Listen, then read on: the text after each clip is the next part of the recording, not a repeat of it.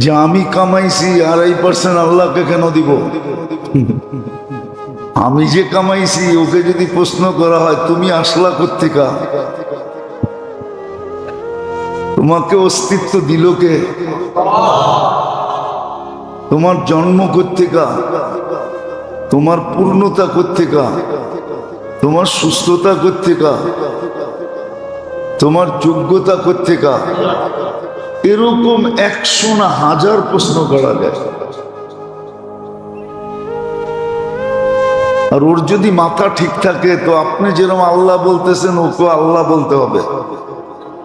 আর মাথা যদি নষ্ট হয় ও হয়তো উল্টোও বলতে পারে, কিন্তু 2.5% তো দেয় না, পাই পাই হিসাব করে দেয় না। দিতে গেলেও দিলে ধাক্কা লাগে, ঠিক না?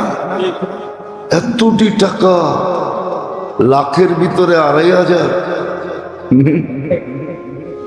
অথচ এই দুনিয়ায় আছে অন্য অন্য উম্মতরা 10% জাকাত দিতেন। কত? 1,10,000 দিতে হতো। আমাদের জন্য কনসিডার করছেন আল্লাহ। এটা এই জন্য করছেন, নাহলে অন্য উম্মতরা আঙ্গুল উঠাবে, অভিযোগ দায়ের করবে যে আমাদের থেকে তো 10% নিলেন। উম্মতে মুহাম্মদীর সাথে এমন কি পীড়িত যে 1 টাকাও নিলেন না?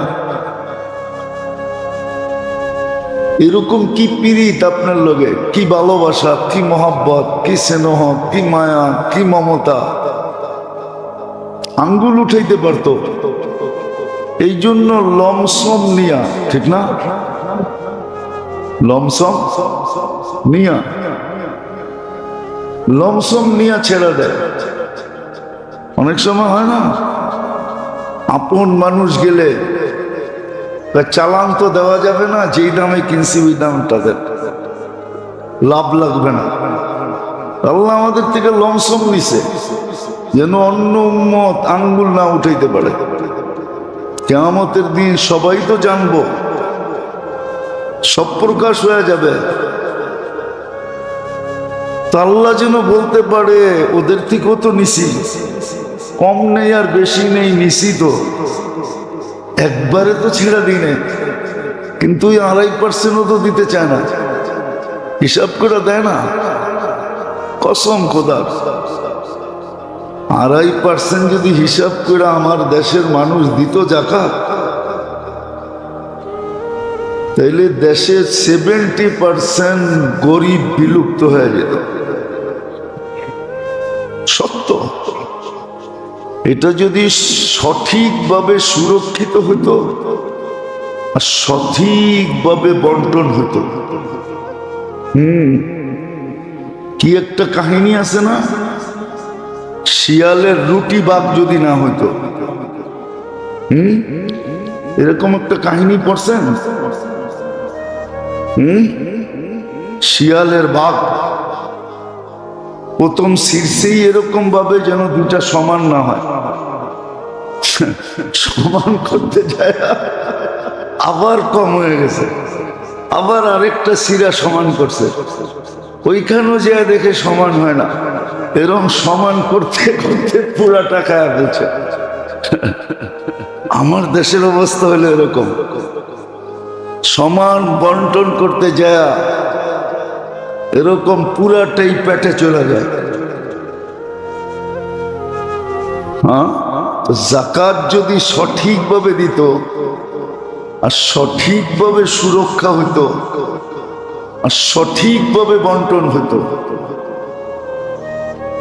তাহলে বাংলাদেশে যাদেরকে আল্লাহ অর্থ দিয়েছেন, আলহামদুলিল্লাহ, বর্তমানে এই অর্থ যদি জমা হতো তাহলে 70% দারিদ্রতা এমনি শেষ হয়ে যেত। 70% মানুষকে বলতে পারত যে তোমরা খালি আল্লাহ আল্লাহ করবা আর মাসের শেষে তোমাদের বিকাশে টাকা আসবে, খাবা আর আল্লাহ আল্লাহ করবা, সারাদিন আল্লাহর নাম জপবা। সম্ভব ছিল, কিন্তু এটার জন্য জরুরি ছিল ওই যে বললাম না, সঠিকভাবে দেওয়া। এটা প্রথম জরুরি, পাই পাই হিসাব করে দেওয়া, আবার সঠিকভাবে সুরক্ষা করা, আবার সঠিকভাবে প্রাপ্য ব্যক্তিদের কাছে পৌঁছা যাওয়া। কি কোন ফ্রিজিং করা গোস্তই সঠিক ভাগ হয় না। হজের পরে গোস্ত আসে না, ওইটাই তো সঠিকভাবে ভাগ হয় না। রমজানে খেজুর আসে, সঠিকভাবে ভাগ হয় না, ওটা ওই পোটের থেকেই বিক্রি হয়ে যায়। হ্যাঁ, কিছু দেখানোর জন্য হয় 2-1 কেজি করে, নাহলে আসে রমজানে খেজুর আসে। দুটাই জানি আমি, দুটাই বললাম। রমজানে গরিবদের জন্য খেজুর আসে, কুরবানির পরে কি আসে? হ্যাঁ, হাজি কুরবানি করে। সৌদি আরব তো খায় না, ওরা তো এগুলা খায় না, ওরা তো তাজা ছাড়া খায় না। সেগুলো সারা দুনিয়ার মুসলিম দেশে, গরিব গরিব দেশে পাঠায় দেয়। আমাদের এখানেও আসে, কিন্তু আল্লাহ জানে ওগুলো কোথায় অক্সিজেনে মিলা যায়। মনে হয় সব অ্যালকোহলের মতো, অ্যালকোহল যেরকম অক্সিজেনে মিলা যায়, ওগুলো অক্সিজেনে মিলা যায়। হাসির বিষয় না, তা আমি যেটা বুঝাইতে চাইতেছি এটা আমার আলোচ্য বিষয় না। এগুলো সব কিয়ামতের দিন বাহির হবে। ইয়াউমা তুবলাস সারাইর, যেদিন সমস্ত গোপন তথ্য আল্লাহ খুইলা সবার সামনে রেখে দেবে। কোরআন সত্য, সব গোপন তথ্য খুইলা রেখে দিবে। যদি মাপ না করায় যেতে পারলো, আর যদি মাপ করায় যেতে পারলো তাহলে তো ভালো কথা। মনে উঠলো এই জন্য বলতেছি আর কি। হ্যাঁ, আমাদের ঢাকা শহরও কিছু আছে পর্যটক এরিয়া, ঠিক না? বাংলাদেশে অনেক আছে, ঠিক না? কক্সবাজার, কুয়াকাটা তো সবচেয়ে বড়, রাঙ্গামাটি, সাঙ্গামাটি, বান্দরবন, সুন্দরবন, ঠিক না? এক বাবা বলে পর্যটক এলাকায় বসে কাঁদতেছে। একজন যে জিজ্ঞাসা করছে, বাবা কাঁদো কেন? বাবা বুঝেন তো, বয়স্ক মানুষ, দাড়িওয়ালা, টুপিওয়ালা, জুব্বাওয়ালা, পাগড়িওয়ালা। তো জিজ্ঞেস করছে, বাবা তুই কাঁদোস কেন? বলছে, কেন কাঁদি? তোমাকে বললে কাজ হবে?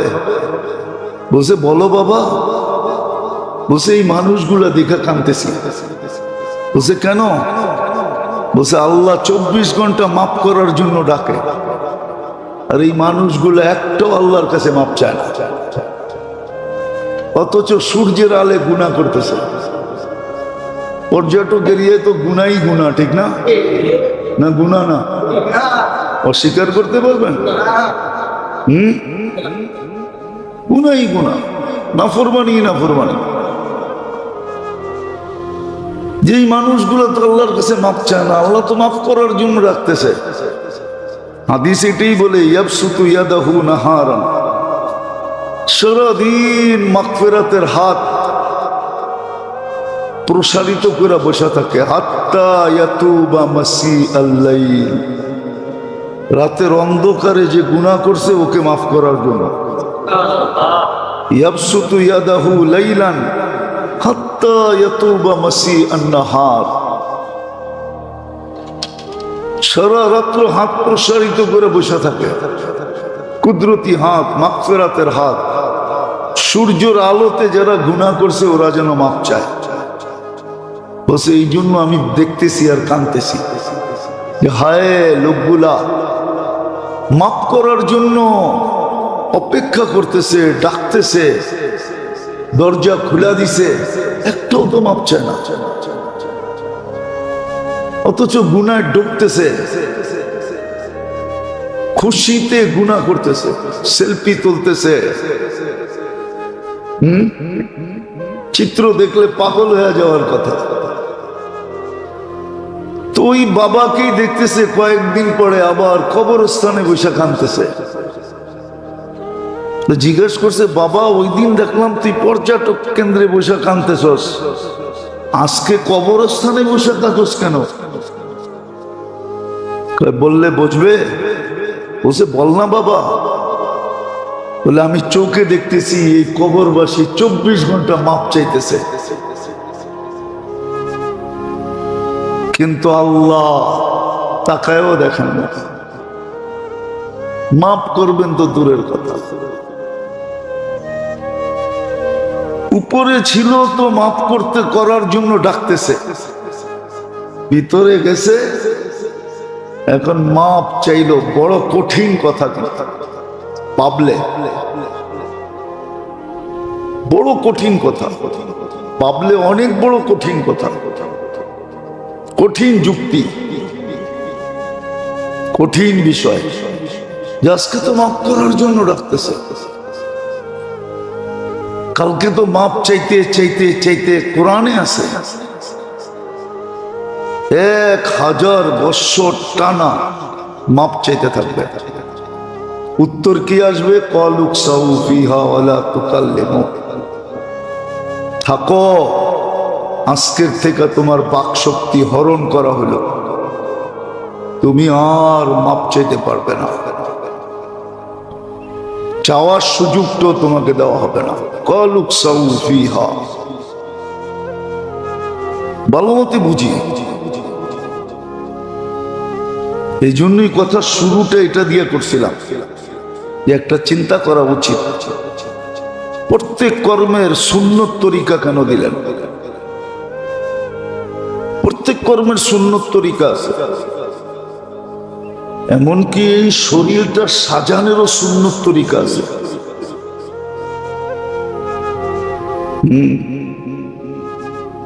মুসলমানের জন্য, অন্যের জন্য না। এই জন্যই তো আল্লাহ, মুসলমান আজকে আল্লাহর রহমতের দৃষ্টি থেকে পড়ে গেছে।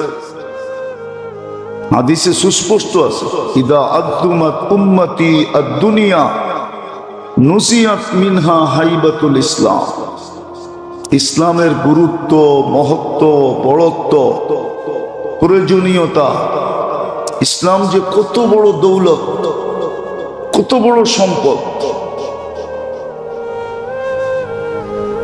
এই অনুভূতিটা তার দিলের থেকে আল্লাহ ছিনায় নিয়ে নেবেন, বাহির করে নিয়ে নেবেন। এই আইসিটা অফ করে দেবেন, বিনষ্ট করে দিবেন। ওর কাছে ইসলামের কোনো গুরুত্ব থাকবে না, ও তর্ক করবে। পোশাক একটা পরলেই তো হয়, পোশাক একটা পরলেই তো হয়। এই জন্য মুসলিম সমাজ বিনষ্ট হয়ে গেছে, বিনষ্ট হয়ে গেছে।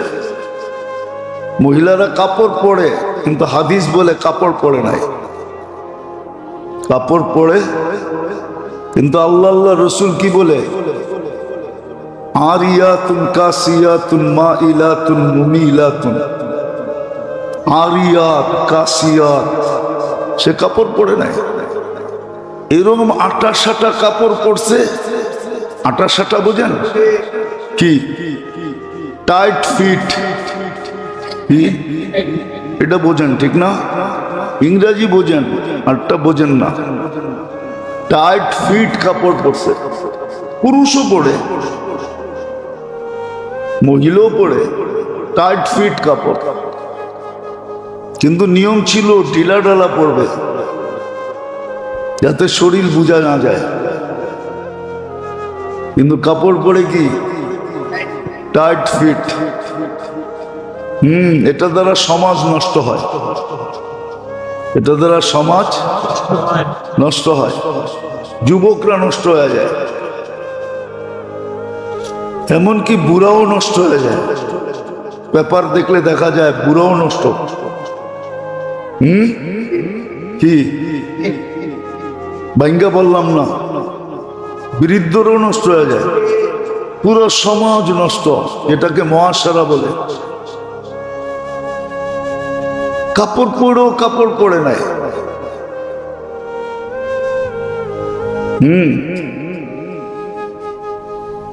অথচ 24 ঘন্টা এদের উপরে লানত করতেছে, অনুভূতি নেই। এক হলো টাইট ফিট, আটা সাটা টাইট ফিট কাপড় পরে, আরেকটা হলো এরকম চিকন পরে, এরকম পাতলা সাতলা পড়ে, মনে হয় পড়েই নেই, মনে হয় পড়েই নেই। মাঝে মাঝে মনে হয় অন্ধ হইলেই ভালো হইতো, অন্ধ যদি হইতাম তাইলেই ভালো হইতো। আমারটা বলতেছি, আপনি করতে না। অন্ধ যদি হইতাম তাইলেই ভালো হইতো। এরকম পাতলা কাপড় পরে। আর তৃতীয় হলো আরেকটা হলো শর্ট পিস পরে, শর্ট পিস। Short piece. ওই যে আগে শুনতাম ছোটবেলা বক্তারা ওয়াজ করতো, এখন তো করে না কেউ, আমরাও করি না, বয়ের ঠেলায়, যে পেট খালি পিঠ খালি, কপালেতে এক নক্তা, এরকম কাপড় পরে। এর দ্বারা সমাজ নষ্ট হয়, সমাজ নষ্ট হয়ে যায় আস্তে আস্তে আস্তে। একদিনে তো হয় না, এক সময় পুরো সমাজ নষ্ট হয়ে যায়। যেমন আজকে সমাজ নষ্ট, বললে খুইলা বলা যায়। পরকীয়ার মাত্রা এত বাড়ছে যেটা বলা বাহুল্য। এটার থেকে সংসারে এত অশান্তি বাড়ছে যেটা বলা বাহুল্য। তালাকের হার এত বাড়ছে যেটা বলা বাহুল্য, ঠিক না? নতুন নতুন বিয়ে হয়েছে, তালাক মিলে নাই, সংসার করে না, এত পারিবারিক ঝগড়া বাড়ছে যেগুলা কোডে যায় না।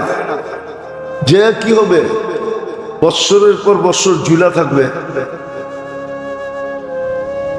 অবর্ণনীয় হারে কিন্তু পারিবারিক ঝগড়া বিভেদ বাড়ছে, না বাড়ে নাই? আপনাকে বাড়ি করে নাই? রাগ হবেন না, শুধু এই কারণে সমাজ পুরা নষ্ট হয়ে গেছে। তো প্রত্যেক দেহের কর্মের পদ্ধতি, প্রত্যেক কাজের পদ্ধতি সুন্নত, প্রত্যেকটা মুহূর্ত ইবাদত দ্বারা মোড়ানো। এটার একটা কারণ ছিল, কারণ যেই কারণে আল্লাহ দিছিলেন, যেই কারণে আল্লাহ দিছিলেন মুসলমানকে, অন্য মুসলমানকে না, অন্য জাতিকে না, মুসলমানকে। আর এটার একটা প্রতিক্রিয়াও রাখছিলেন, সুবাস রাখছিলেন, সুবাস, সুঘ্রাণ রাখছিলেন। ওটা যতদিন প্রতিষ্ঠিত ছিল ততদিন কোরআনের ওই আয়াত সত্য ছিল, আনতুমুল আলাম, তোমরা সবার উপরে থাকবে। আর মুসলমান উপরেই ছিল, সবাই মুসলমানের অধীন ছিল। নাইলে তো আর 36 লক্ষ মোরাব্বা মাইল, ওই যুগে 4টাই মহাদেশ ছিল, আফ্রিকা, ইউরোপ, এশিয়া আর রাশিয়া। এই 4টা মুসলমানের পায়ের নিচে ছিল। আপনি ভাবতে পারলে বুঝতে পারবেন, নাইলে বুঝতে পারবেন না। সিয়াসেত্তার যে হাদিস, 6টা হাদিস সিয়াসেত্তা, বুখারী, মুসলিম, তিরমিজি, আবু দাউদ, নাসাই, ইবনে মাজাহ, এই 6 হাদিসের কিতাবের লেখকরা সব রাশিয়ার। কোন জায়গার? রাশিয়া, আরব না।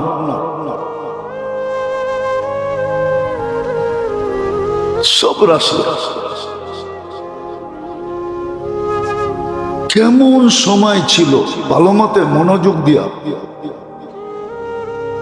শয়তান না বলি, শয়তান কিন্তু কারো না কারো মাথার উপরে আইসা অমনোযোগী করতে চাবে,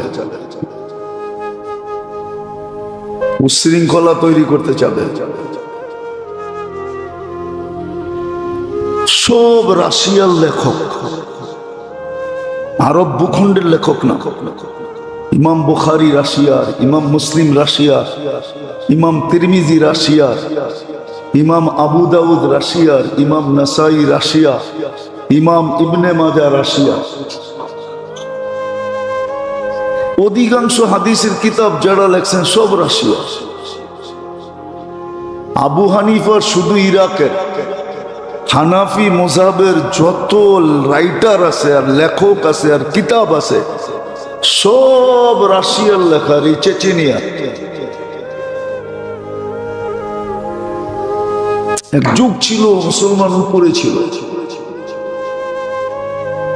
নিচে ছিল না।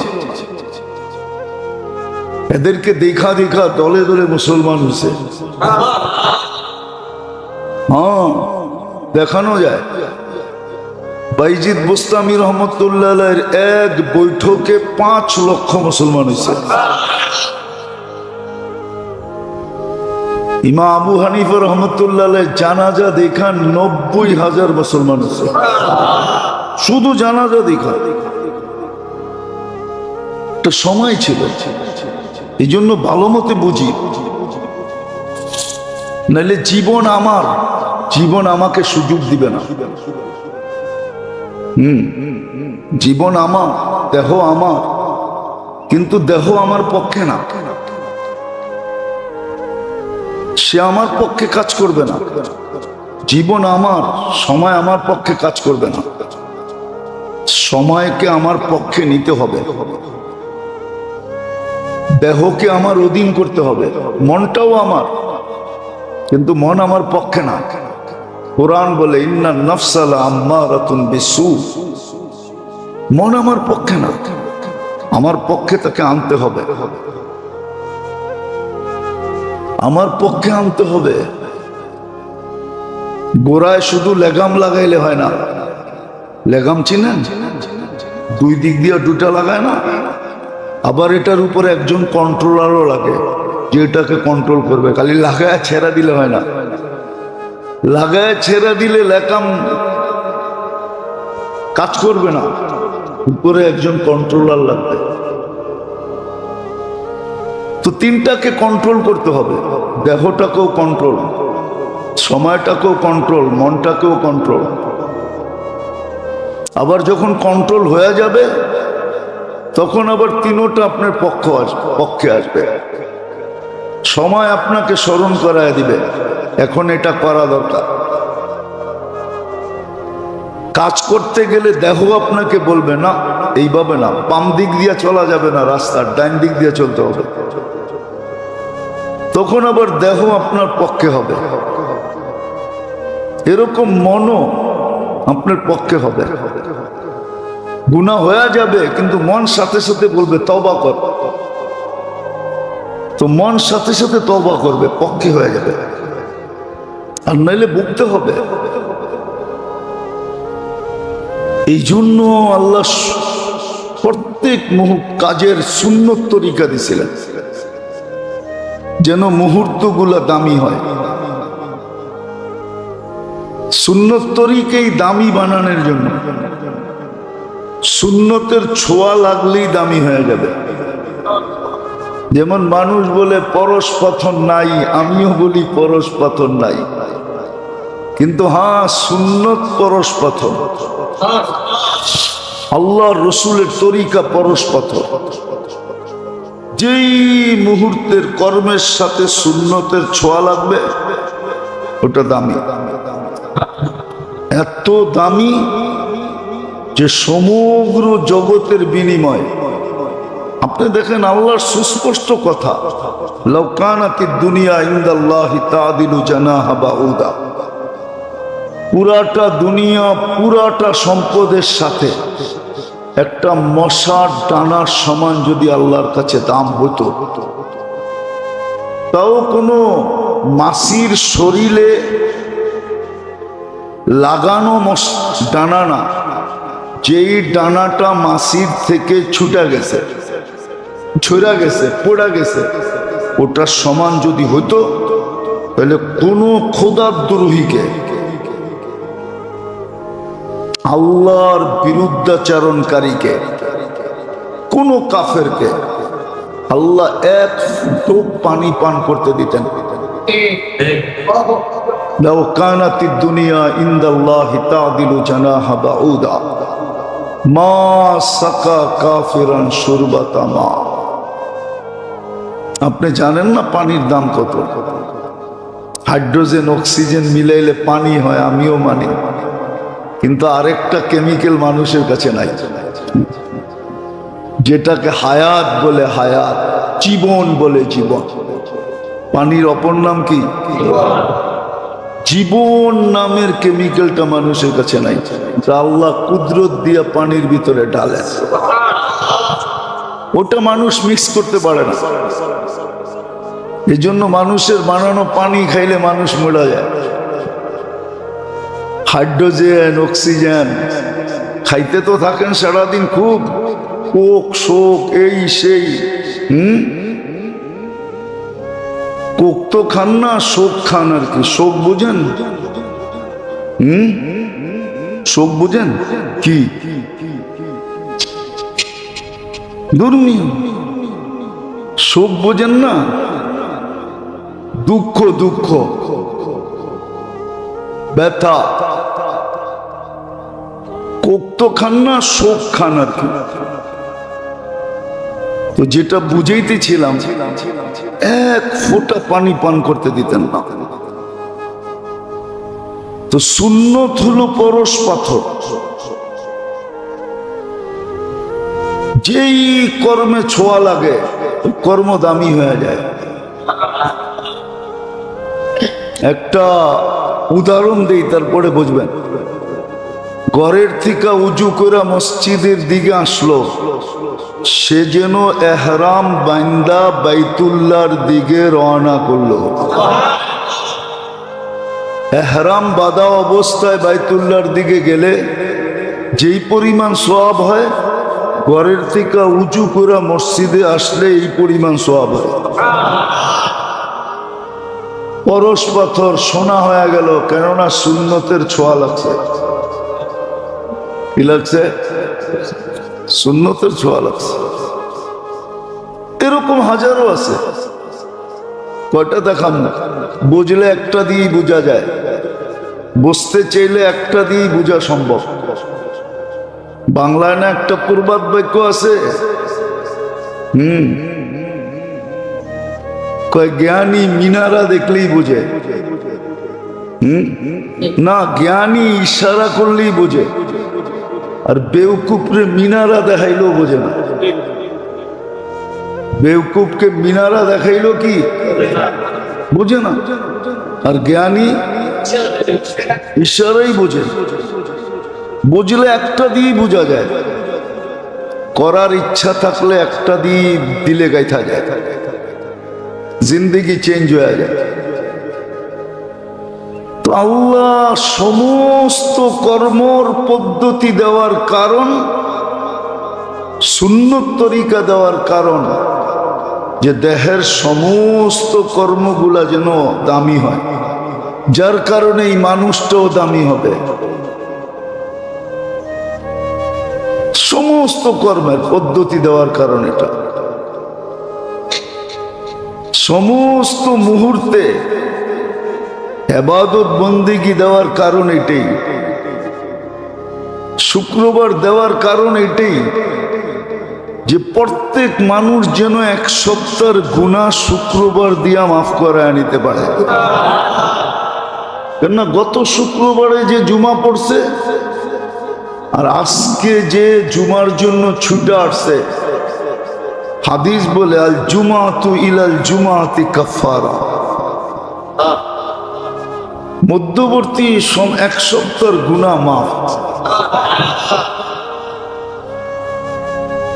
হ্যাঁ, এই জন্য জুমা ছিল।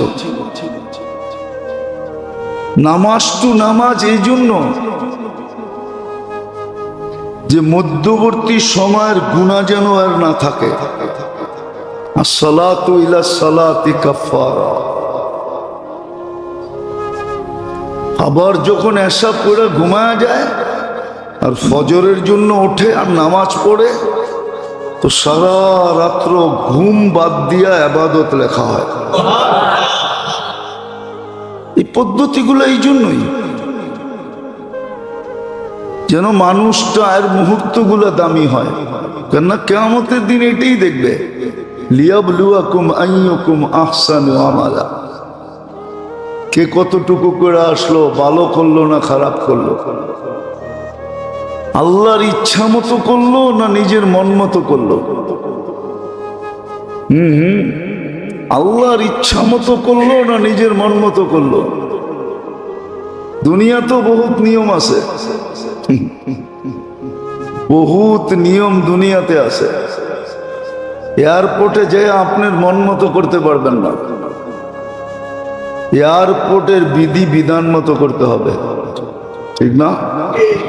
প্লেনে উঠে আপনার মন মতো করতে পারবেন না, বিধি বিধান মতো করতে হবে, নাইলে কেস হবে কেস। আমার জীবনে এক কাহিনী আছে, ওই প্লেনে আমি ছিলাম, আমি কেনিয়া যেতেছিলাম, কেনিয়া নেরোবি। তো আমার মনে আছে আমার সাথে কিছু, ওই প্লেনে কিছু পাকিস্তানি ছিল। এদের কিছু কাজের কারণে, তেমন জরুরি তেমন কঠিন কাম না, সামান্য একটা কাজের কারণে এয়ারপোর্টে নামার পরে প্রত্যেককে $300 করে জরিমানা দিতে হয়েছে। আমি ওদেরকে নিষেধও করছিলাম যে করো না, হাতে সময় আছে। কিন্তু অনেক সময় হয় না জোশালা। আমাদের ল্যান্ডিং যখন ছিল তারপরে অনেক সময় থাকতো, আমরা আসর করতে পারতাম, কিন্তু ওরা শুনে আউয়াল ওয়াক্তে পড়বে, তো প্লেনের করিডোরেই নামাজ পড়তে দাঁড়ায় গেছে। ওদেরকে নিষেধ করছে, ওরা মানে নাই। বিদেশি এয়ারলাইন ছিল, ওরা কমপ্লেইন করে দিছে। আর এটা নিয়ম আছে, এটা নিয়ম আছে। $300 জায়গাটা জায়গায়। আমরা নাইমা নামাজ পড়ছি, তারপরে ইমিগ্রেশনে দেরিতে গেছি, আগে নামাজ তারপরে ইমিগ্রেশন। তো দুনিয়ায় যদি রুল থাকতে পারে তো আল্লাহর থাকতে পারবে না কেন? না, আর আল্লাহ তো আমাকে দামি বানানোর জন্য করছেন, আমি যেন দামি হই, আমার মুহূর্তগুলো যেন দামি হয়, আমি যেন ওই সফলতা পাই যেটা আমার জন্য নির্ধারিত আছে, আমার জন্য লিপিবদ্ধ আছে। মুসলমান হিসাবে, উম্মতে মুহাম্মদী হিসাবে আমি যেন ওটা পাই। এই জন্য ভালো মতে বোঝেন কেন সমস্ত কর্মগুলাকে নিয়ম পদ্ধতি দিলেন, কেন মুহূর্তগুলোর ভিতরে ইবাদত বন্দেগী দিলেন। এই জন্য উচিত এটাকে শিখা, এটা কোনো বেশি না, অল্পই। একদিন বলছিলাম মনে হয়, ছোট কিতাব 1 মিনিটের মাদ্রাসা, 24 ঘন্টায় সমস্ত কর্মের সুন্নত তরিকা আছে, নেন, বাংলা আছে, শিখেন, পড়েন, একটা একটা করে কাজে লাগাইতে শুরু করেন, নাইলে কিন্তু পস্তাইতে হবে, বড় পস্তাইতে হবে। ওই বাবার কথাই সত্য, আজকে ডাকতেছে মাফ করার জন্য, কালকে তুমি চিৎকার দিবা মাপ পাওয়ার জন্য। আজকে মাপ কেউ চায় না, কালকে চাবে উনি মাপ করবে না। সত্য এটা। আল্লাহ আমাদেরকে বুঝার তৌফিক দেন, আমল করার তৌফিক দেন। শিখারও তৌফিক দেন। কিনেন 1 মিনিটের মাদ্রাসা, না পারলে বলেন এখানে লোক আছে, মুয়াজ্জিন সাহেবকে বলেন, খাদেম সাহেবকে বলেন, মাদ্রাসার উস্তাদদেরকে বলেন, এরাই না আপনাকে দিবে। পড়েন, কাজে লাগান, নিজেকে দামি বানান, নাইলে সত্য এটাই, ওই বাবার কথাই সত্য। আল্লাহ আমাদেরকে আমল করার তৌফিক দান করেন। সর্ব বিষয়ে নিয়ম দিলেন, পদ্ধতি দিলেন, বিধি দিলেন, বিধান দিলেন। কেন দিলেন? আবার সারা দিনে এই ছোট জীবনটা এত ইবাদত কেন?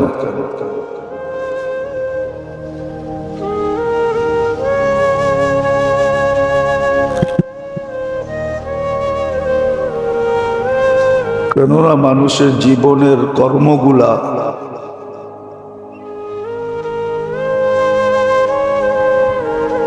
বড় মূল্যবান।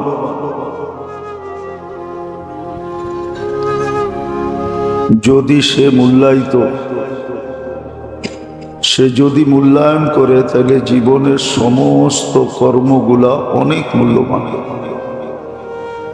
আল্লাহ আমাদের সকলকে গভীরভাবে বোঝা, মনোযোগ সহকারে শোনা এবং আমল করার তৌফিক দান করেন। তো কথা চিন্তা করা উচিত, ভাবা উচিত খুব গভীরভাবে। মুসলমানের প্রত্যেক কর্মে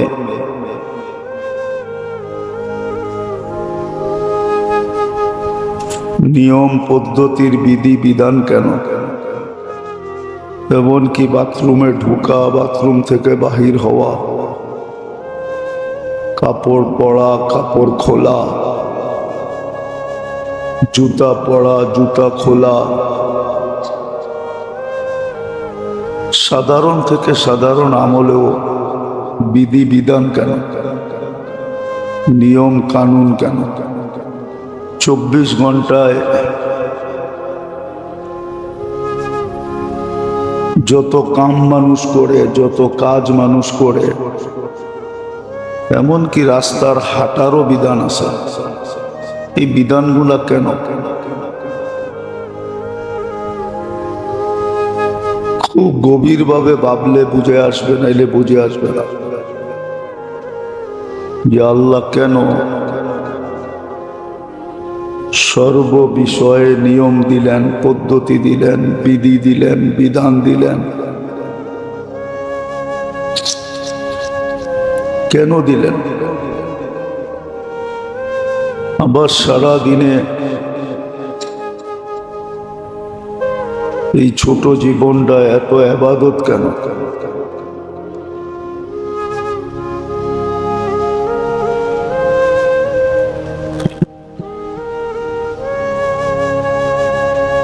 কেননা মানুষের জীবনের কর্মগুলা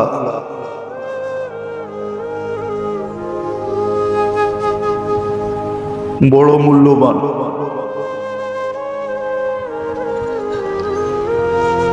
যদি সে যদি মূল্যায়ন করে, তাহলে জীবনের সমস্ত কর্মগুলা অনেক মূল্যবান। এরকম সময়ের মুহূর্তগুলো অনেক মূল্যবান। সেকেন্ডগুলা, মিনিটগুলা, ঘন্টাগুলা, দিন, সপ্তাহ, মাস, বছর, এটা অনেক মূল্যবান।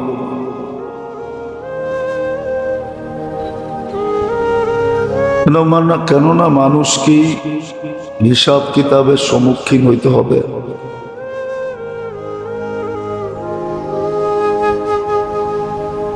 আর মানুষের পিছনেই আল্লাহ সমস্ত বাজেট।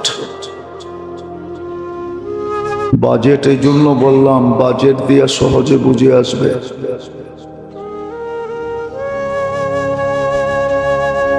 আল্লাহ সমস্ত নেয়ামত মানুষের জন্য।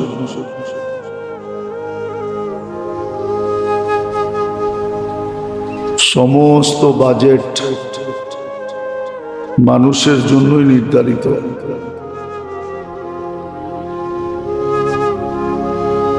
সবকিছু মিলায় জিলায় এটাই বোঝা যায় যে কেন আল্লাহ সর্বকর্মের ক্ষুদ্র থেকে ক্ষুদ্র কাজ এটারও নিয়ম দিছেন, পদ্ধতি দিছেন। 24 ঘন্টা ইবাদত দিছেন, বন্দেগী দিছেন, আবার সপ্তাহে দিছেন, মাসে দিছেন, বৎসরে দিছেন। এই সবগুলো দেওয়ার কারণটা কি?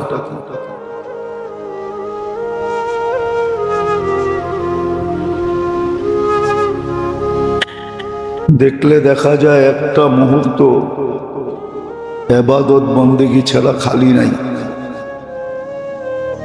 কোনো কাজ এরকম নাই যেটা নিয়ম পদ্ধতি তরতিব কানুন আল্লাহর পক্ষ থেকে নির্ধারিত নাই।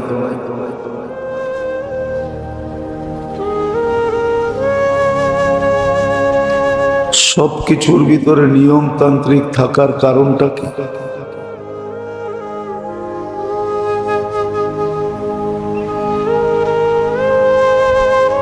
প্রথমত এটা যে মানুষের জন্য বিরাট একটা জিনিস অপেক্ষা করতেছে,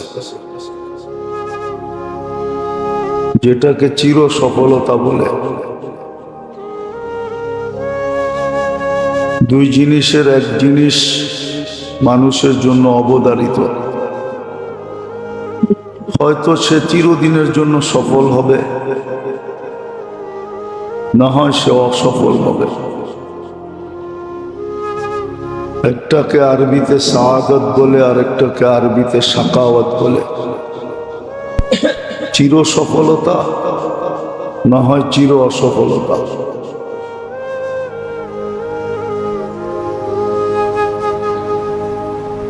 কেননা মানুষের পিছনে আল্লাহ যা ব্যয় করতেছেন, যেটাকে বাজেট বললাম, যা নেয়ামত মানুষ ভোগ করতেছে 24 ঘন্টা, এটার হিসাব কিতাব হবে। একটা পানির ফোঁটারও হিসাব হবে। কোরআন এটাই বুঝায়, লাতুসআলুন্না আনিন নাঈম। প্রত্যেকটা নেয়ামতের হিসাব দিতে হবে। আল্লাহ না করুক, যদি আল্লাহ সম্মুখীন করে দেয়, হইতে পারে এক নেয়ামতের হিসাব দিতে যায় হাজারো বৎসর সময় লেগে যাবে।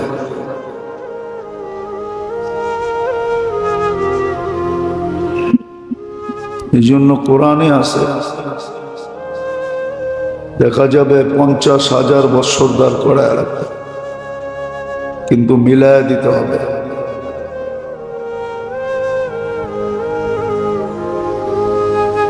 না, প্রত্যেকটা নেয়ামতেই অতুলনীয়, মূল্য এতটুকু সমগ্র জগৎ দিয়েও এর মূল্য দেওয়া সম্ভব না। যাকে আল্লাহ মাতৃগর্ভের থেকে দৃষ্টি শক্তি দেন নাই, এই দুনিয়ায় দৃষ্টি শক্তি নেওয়ার কোনো সুযোগ নাই, কোনো ব্যবস্থাপনা নাই, কোনো পদ্ধতি নাই, কোনো নিয়ম নাই, কোনো মেডিসিন নাই, কোনো বিকল্প নাই যে সে দৃষ্টি শক্তি নিতে পারে, বাক শক্তি নিতে পারে, শ্রবণ শক্তি নিতে পারে। এরকম ভাবে মার পেটের থেকে যদি প্রতিবন্ধী আসলো, তাহলে এটাকে ঠিক করার কোনো পদ্ধতি দুনিয়াতে নাই। কোনো মূল্যের বিনিময়ে নিতে পারবে না। এই সিস্টেমই আল্লাহ রাখেন নাই। বোঝা গেল প্রত্যেকটা নেয়ামত অতুলনীয়।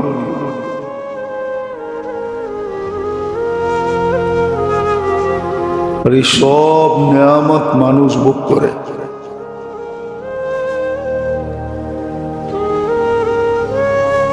ভালোভাবে গভীরভাবে চিন্তা করলে দেখা যাবে সব নেয়ামত মানুষের জন্য।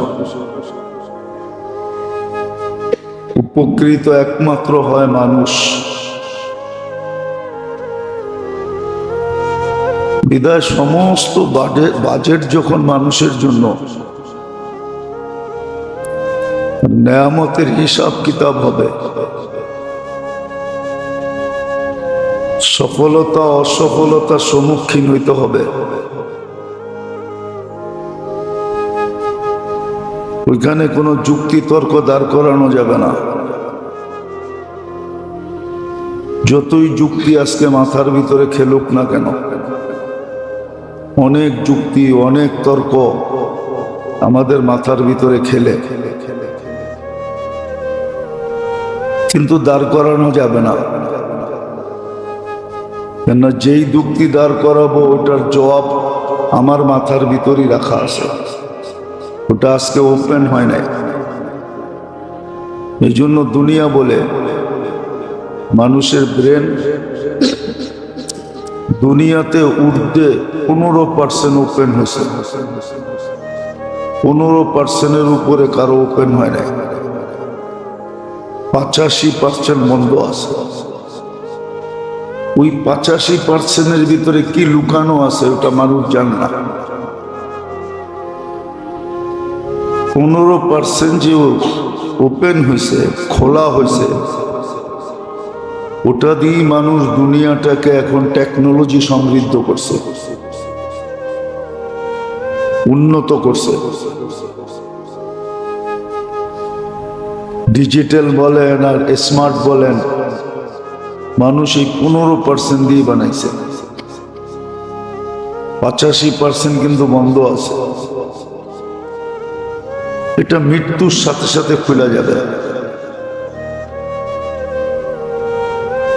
এখন খুলবে না।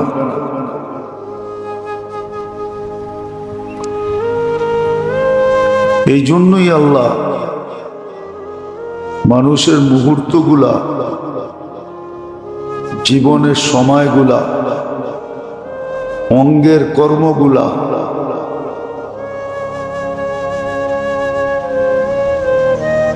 মানুষটা এই 3 জিনিস, মানুষের জীবনের মুহূর্তগুলা, মানুষের 24 ঘন্টার কর্মগুলা, যার সুবাদে এই মানুষটা এরকম দামি হয়। এর আগেও বলছিলাম যে সৃষ্টি তো তাকে সমীহা করবেই, সমগ্র সৃষ্টি তাকে ইজ্জত দিবে, সম্মান দিবে। এমনকি ফেরেশতা পর্যন্ত তাকে সম্মান করবে। আরো ঊর্ধ্বে চলে যাওয়া যায়, আল্লাহ পর্যন্ত তাকে ভালোবাসবে। সে আল্লাহর কাছে ভালোবাসার পাত্র হবে। কোরআন এই দিকে ইঙ্গিত দিছে, সায়াজআলু লাহুমুর রহমানু উদ্দা। আল্লাহ তাকে ভালোবাসবে, আল্লাহ তাকে বন্ধু বানাবে। সে আল্লাহকে পাবে, আল্লাহর সাথে তার গভীর সম্পর্ক হবে। আল্লাহ রসুলের সাথে তার নিবিড় সম্পর্ক হবে, দুজনের বড় কাছের হবে, দুজনের কাছেই পরিচিত হবে, প্রসিদ্ধ হবে। মানুষ প্রসিদ্ধ হইতে চায়, এটা মানুষের স্বভাব। কিন্তু শুধু দুনিয়ার জীবনে প্রসিদ্ধ হইতে চায়, দুনিয়ার জীবনে প্রসিদ্ধ হলে কতক্ষণ প্রসিদ্ধ হয় এটা মানুষের জানা আছে। ছোটবেলায় ইতিহাসের পাতায় যাদের নাম পড়ছি, বর্তমান ইতিহাসে একজনের নামও নাই। ছোটবেলা আমরা যখন স্কুলে পড়ছি তখন ইতিহাসের পাতায় যাদের নাম পড়ছি একজনের নামও এখন ইতিহাসের পাতায় নেই। বর্তমান স্কুল কলেজের ছেলেরা একজনের নামও জানে না।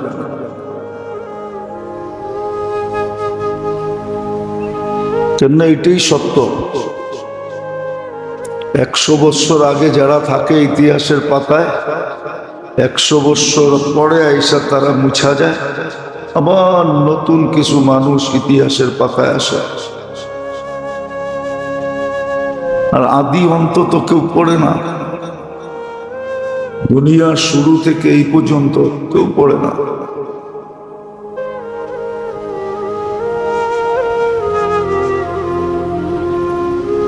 কিন্তু আল্লাহ রসুলের কাছে যারা নৈকট্যবান হয়,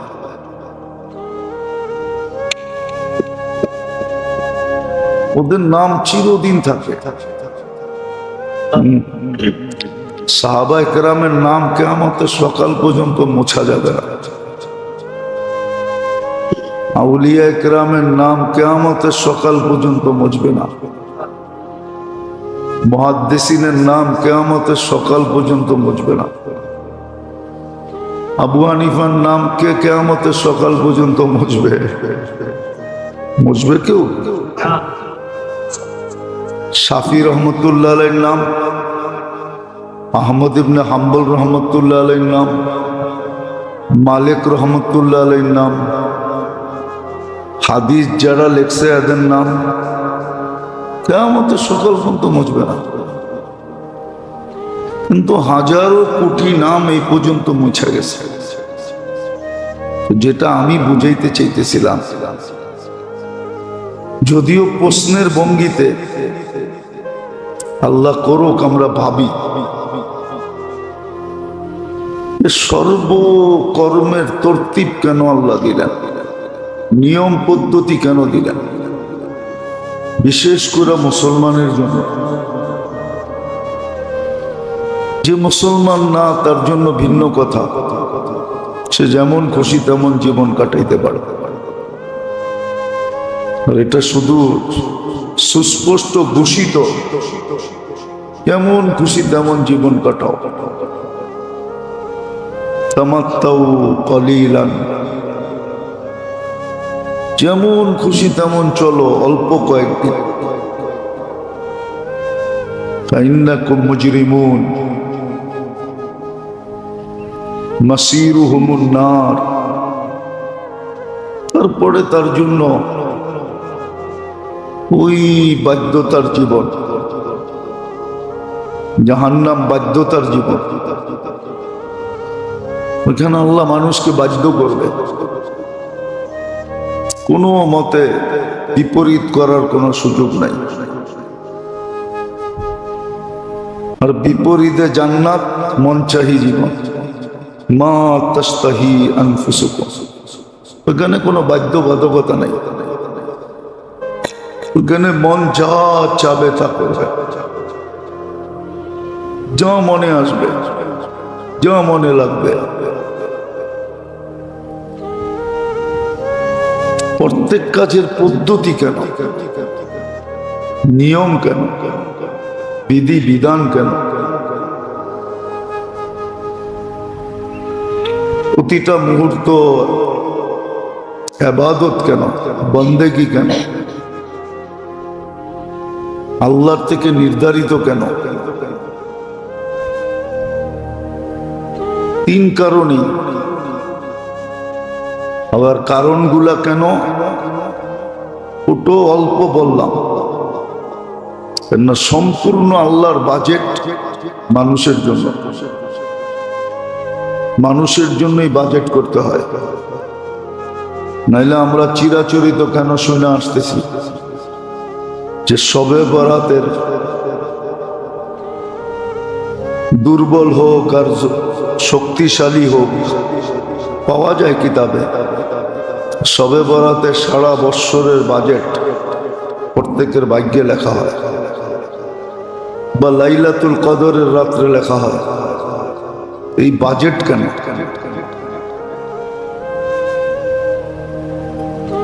বাজেট কেন? ঢাকা শহরে এরকম এলাকা আছে,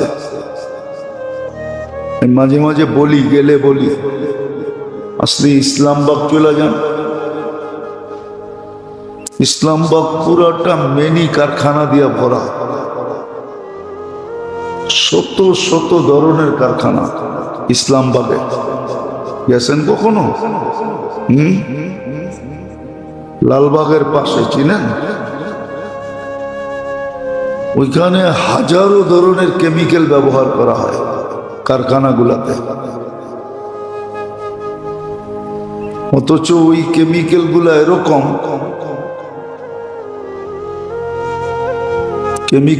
এরকম, যে এক ফোঁটা পেটে গেলে মানুষ বাঁচবে না।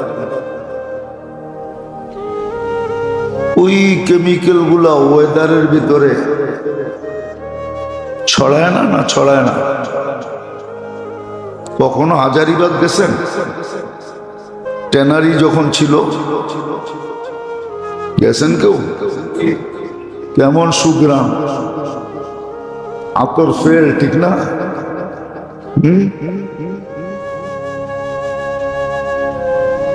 নতুন যদি কেউ যায়, ও তো বমি করতে করতে বাহিরে চলে আসে, ঠিক না?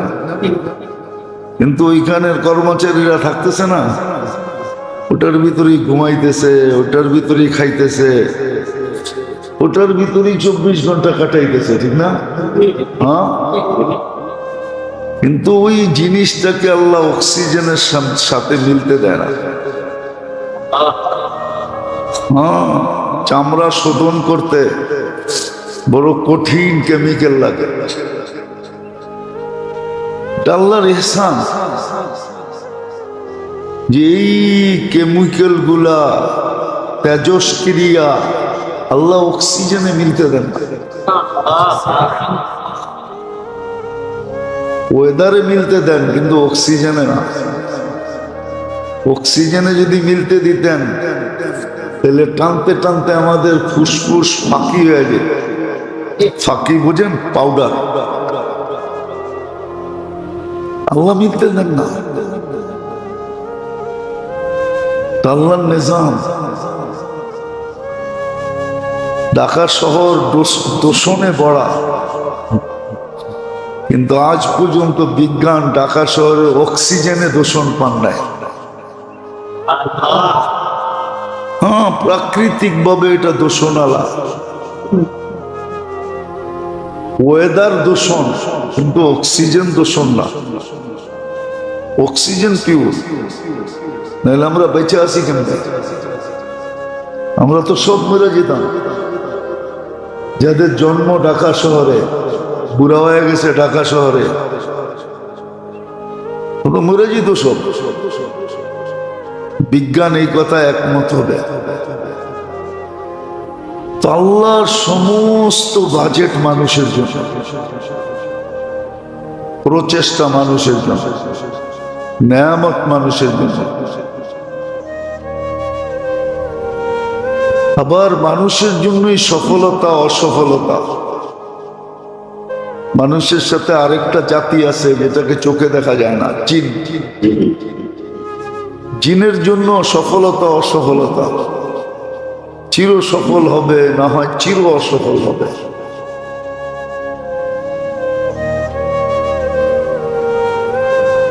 মানুষই দামি হবে, নাহলে বেদামি হবে।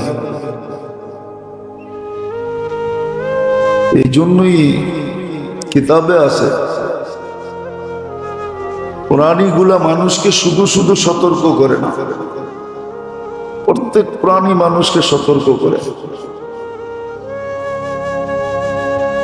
প্রত্যেক বস্তু মানুষকে সতর্ক করে।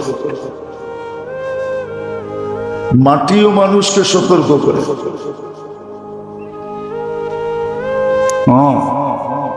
সূর্য মানুষকে সতর্ক করে। ফেরেশতা মানুষকে ডেলি সকালে সতর্ক করে। আল্লাহ তো করেন, আল্লাহর রসুল তো করেন।